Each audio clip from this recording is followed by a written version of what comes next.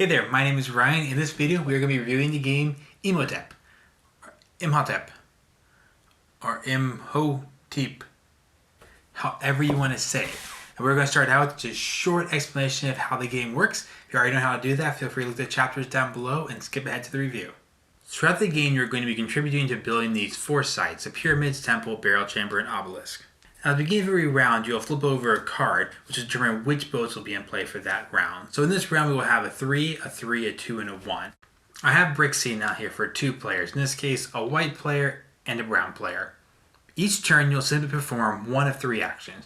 One action is take a cube and put it on any boat and in any space. So in this example, any one of these 3 spaces are available, either of those 2 or that one.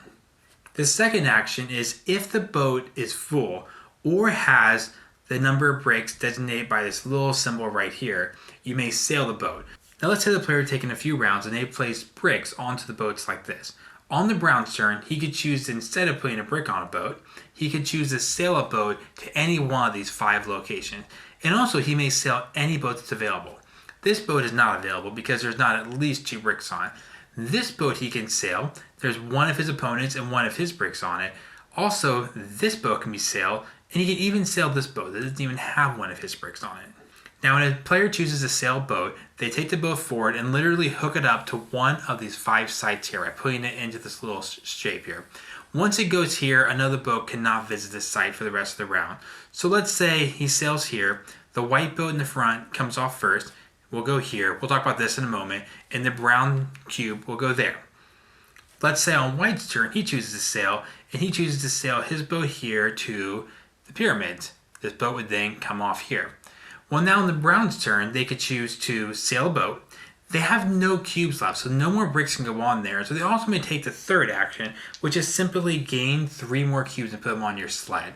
Let's quickly look at how all the sites behave. Now, it's important to always take cubes off front to back. So the obelisk actually doesn't matter. You would just simply take the white cubes, put them in the white spot, brown to brown, white to white. Then depending on player count, this will give you endgame score. After the 6th round, only 1 boat may sail here per round. So after the total 6th round, whoever has the most cubes on this space, let's say we have this situation, white has 4, brown has 2. In a 2-player game, white scores 10 points into the game, brown scores 1. So the obelisk in this case is just endgame score. If a player sails to the burial chamber, once again, the cubes come off one at a time. Without going into too many details, basically the burial chamber is going to provide endgame score, and they will always come off in a particular order. So in this case, the white has 3 bricks touching, which is worth 6 points, and then 1 brick by itself, which is worth 1. So 7 total points. The brown simply has 3 touching, which is worth 6 points. The temple spaces are very hard to see, but there are 1, 2, 3, 4, and then a 5th space that's only used in a 3 or 4 player game. The temple actually does not score at the end of the game like these 2. The temple scores at the end of every round. So the end of the first round, this was a layout. The brown would get 2 points, white would get 1 point. Now let's say we're on the 2nd round of the game and someone else also goes to the temple. Well, these are going to come off. We're going to assume a 2-player game, so we won't use this last space. They will come off in order and begin to stack on top of the old cubes. At the end of the 2nd round now, 3 white cubes are showing. The white would get 3 points and brown would get 1. The pyramids is the simplest space to score. You come off in order, and whatever space you fill, you get an immediate point. 2 points, 1 point, 3 points. Sailing to the market up here allows you to pick out special cards. You simply pick them out and order your cubes on the boats. The white will pick out a card, then brown, and then white. The cards are actually randomly placed out here, but I placed one of each color just as an example.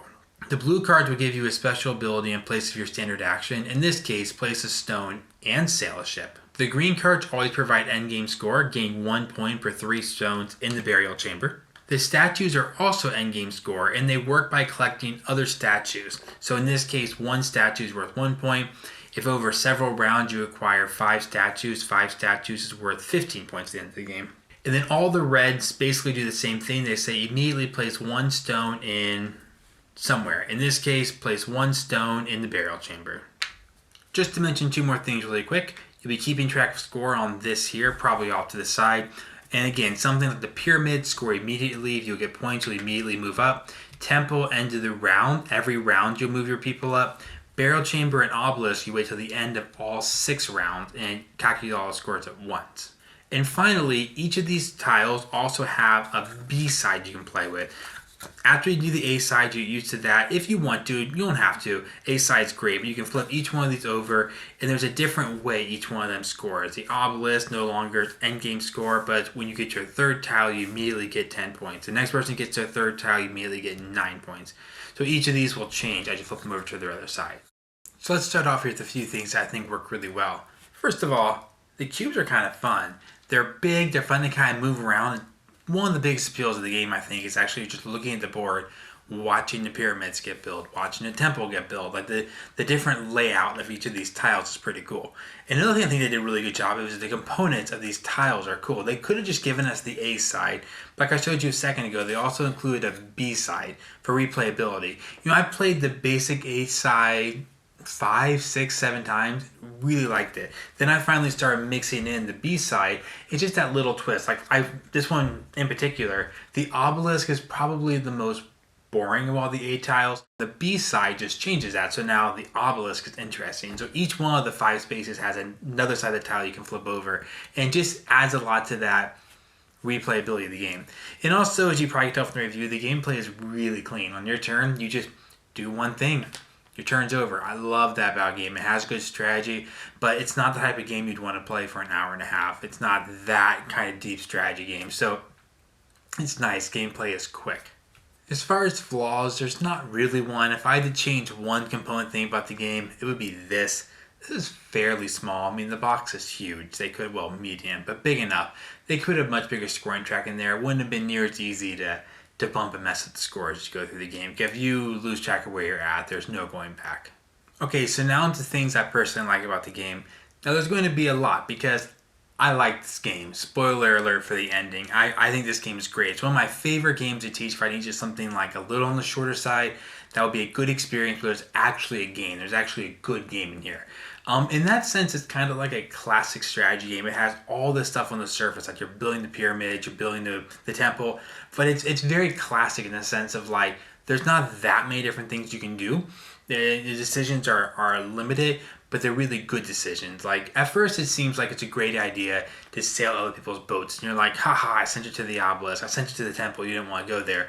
But then you start adding up the number of times that you sailed a boat instead of placing a cube on your own boat, and you can easily lose the game by oversailing opponents to the sites because you just did the work for them. And yes, every single cube you sailed was less than ideal, but you didn't place enough. Or you can go the other route and just always place and never sail. And you can actually run out of cubes by the end of the game. You're like, oh, like one time I did that earlier. I'm like, everyone's going to sail me. I'm just going to throw stuff on there no matter what. And I was doing great. I got down to the last turn and started out, and I was like, I got 3 cubes left to use for this whole turn. Or just that simple, when do you want to take the 3 and refill your sled? Because you only hold 5 total. And you're like, okay, I got 2, which is 2 turns. I might sail 1 and delay. The next turn, choose to refill because I think in the next round I'm going to want a full sled. So very simple decisions, but it really is all about what your opponent going to do. You know, if you're like, they really need to get to the burial chamber, I think they're going to go in the second position of that boat. Enough said. Basically, a lot of decisions for a very, very, very, very like low overhead on rules. It's also short. It's always surprising to play this game. In the first round, I think is typically the least strategy. You play the first round, you're kind of putting things on boats, you're sailing them over. Once all 4 are sailed, you start the second round, and most people teach a game to begin the second round go, oh, I get it. Because the first round people think, well, I'll just sail this to the burial chamber. Is that a good idea? And I always say, it doesn't matter. The first round's pretty wide open. Once you get cubes on places, you're thinking, oh, I really want that connection to burial chamber for bonus points or whatever it is. And then you get to the third round, people are like, the game's clicked. And it goes pretty quickly. And all of a sudden then you say, we're halfway there. It's like, whoa, the game moves pretty quickly. It also doesn't rely a ton on luck, which I'm fine with. For a game that's short and fast, it doesn't have. It's a little more absolute strategy back and forth. There's a little luck involved, but you can plan out a lot of stuff. But it's not so complicated. I don't think people are going to sit there and take 10 minutes to play their turn. There's not that many decisions to be balancing.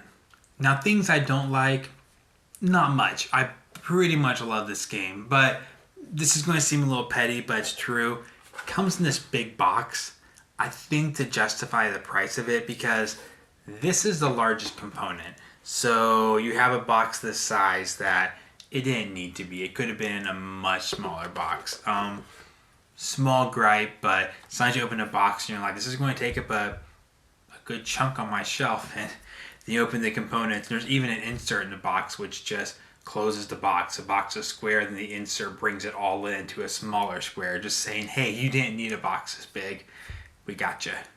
Alright, so now for recommendations. If it wasn't obvious already, I love this game. And I recommend it for a lot of people. I think it's a great game that fills a couple different voids for me. So one is kind of that good intro game to have on your shelf that you people over at your house, you can take off and you can teach them pretty quickly. Actually, the reason I decided to review Imhotep in the first place was I did a review on Parks. And in Parks, I mentioned Parks is sort of a good game to do that with, but I didn't feel it was the best because it's a little too complicated. It has too many different little, oh, there's this, there's this, there's this. Someone's not into hobby board gaming. Imhotep, kind of right with The Crew, my favorite games to have around for people who don't play these types of games. They're not used to taking a game out and it being like more than just checkers or more than just chess or more than Scrabble. Imhotep is a great game because they open it up and they think, oh, I don't know if I can do this. There's like, we're building pyramids. It looks complicated. Then you can just say, there are 3 things you can do. You can draw 3. You can put one on a boat and you can sail a boat. And some people might think, well, it's a little mean because you're selling each other's boats. But I found that people who aren't really into hobby board games don't really mind that. They're actually used to games where you're supposed to be aggressive to your opponent. They're kind of used to, like, you play Scrabble and you're like, I'm going to take the double word zone from you. Ha ha ha. You play Monopoly and you're like, you pay me that money. So I've noticed that actually this kind of strategy works really well for those people. In fact, like they kind of like games where the strategy is more about block your opponent. You can tell, oh, the pyramid here is worth a lot of points, and they have 2 people in a row. They want to go to the pyramid. I'm going to put a person in front of those 2 people. So if they go to the pyramid, it seems to make sense to people. It's a very clear, laid out strategy. It's not the same as well, you have this special power card, which in 3 or 4 turns might give you the ability to utilize your 3rd worker. That can be a lot more. That's not any game in particular. I'm just rambling right now. But you know what I mean. This game has pretty clear strategy. I think it's my favorite game for a board gamer to own and to teach to non-board gamers. If you are one of the people you played a lot of classic games, just typical Walmart stuff, and you're just sort of getting into this world and you're looking for a good starter game, this is great. I love that. This is why I like the game so much, because it's so simple. I still enjoy it. I typically play more complicated games, but this is great. Really, the only people who I'd say to stay clear of this is if you really like games that have more luck in the form of dice or the form of cards. This game is a little absolute. It's a little deterministic. You're like, okay, if I go to this boat, you can go there, you can go there. So if you don't like that kind of strategy, you want to have that randomness of rolling a die and saying, oh, I got a 6, I'll hit you anyway, even though it was unlikely. Or, oh, I drew a 4, that's why I need it. It doesn't have those, whoa, surprise moments in it. You kind of see what's coming out for the most part. And also, if you just like really heavy games or even medium games, and you're not really looking for a cool mechanism, I would call Imhotep one of the games that just has one really good mechanism and just does it really well. And that's what I like about it. And you can teach it to a lot of people. But if you really want a game that's full on with all these different mechanisms working together, it's not going to be the game for you, because you probably want something much heavier, much more complex. And it's way too light. If you don't necessarily need a game to take off the shelf to teach to new people, then you won't really have a use for it. Alright, so that's what I think about the board game Imhotep. If you have any questions about what I said, or you just want to know what you think about the game, please do so in the comments below. Also, consider subscribing to the channel. There you'll find a lot of board game teaches, some playthroughs, and also reviews like this. See you then.